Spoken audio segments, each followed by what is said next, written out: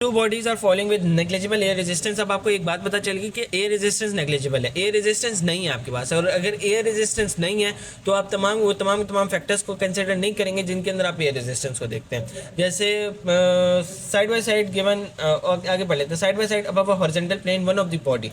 सो यहाँ पर वो क्या कहना चाह रहे हैं, वो ये कहना चाह रहे हैं कि आपके पास एक हॉरिजॉन्टल प्लेन है, उसके ऊपर दो बॉडीज फॉल करें। लेट्स से एक बॉडी ए और एक बॉडी बी, बॉडी ए और बॉडी बी। अब दोनों की एक्सेलरेशन क्या है, कांस्टेंट। नेग्लिजिबल एयर रेजिस्टेंस है, यानी दोनों के जो point of contact on horizontal surface है वो सेम होना चाहिए, भले कोई भी किसी भी किस्म की बॉडीज हो।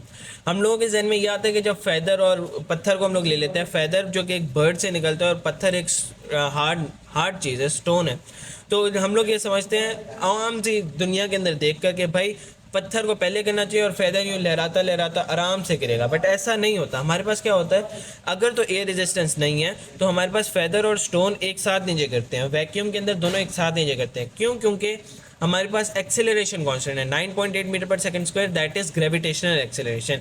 बट एयर रेजिस्टेंस क्या करती है, एयर रेजिस्टेंस इस फैदर की सरफेस एरिया ज़्यादा होने की वजह से इसे नीचे से रेजिस्ट कर रही होती है। जब ये रेजिस्टेंस पैदा होती है तो हम लोग कहते हैं कि भाई फैदर को ज़्यादा टाइम लगता है, क्यों इसे रेजिस्टेंस को फेस करना पड़ता है। जबकि रॉक ऐसे यूँ ठक करके गिर जाता है, जबकि फैदर उसकी सरफेस एरिया ज़्यादा है, उसको रेजिस्टेंस फेस करते करते आराम आराम से गिरना पड़ता है।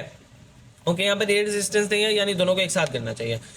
One of the body is given additional horizontal acceleration. अब अगर हॉरिजॉन्टल एक्सेलरेशन की बात की जाए तो हॉरिजॉन्टल एक्सेलरेशन लेफ्ट राइट होगी हमारे पास। अगर हॉरिजॉन्टल एक्सेलरेशन दे रहे हैं तो उसका कोई भी ताल्लुक वर्टिकल एक्सिस के ऊपर नहीं आएगा, सिर्फ हॉरिजॉन्टल एक्सिस के ऊपर आएगा। ए लेफ्ट राइट ज़्यादा मूव करेगा, बट अप डाउन का उसके ऊपर कोई इफेक्ट नहीं आएगा। अब वो पूछता है ड्यूरिंग इट्स डिसेंट होगा क्या। Strike the plane at the same time as the other body. Yes, दोनों चीज़ें एक साथ नीचे जाकर हॉरिजॉन्टल प्लेन के ऊपर स्ट्राइक करेंगी। क्यों? क्योंकि आपके पास जो एक्सेलरेशन है, जो वर्टिकल एक्सेलरेशन है वो कांस्टेंट है। हॉरिजॉन्टल कंपोनेंट का इसके ऊपर कोई इफेक्ट नहीं आएगा। स्ट्राइक द प्लेन अर्लियर, गलत। Vertical component of the its velocity is Altered. Vertical component को हम लोगों ने वेलोसिटी को छेड़ा ही नहीं था। Vertical component of acceleration is Altered. Vertical component को हम लोगों ने छेड़ा ही नहीं था, हॉरिजॉन्टल कंपोनेंट को छेड़ा था। So the correct answer is alpha.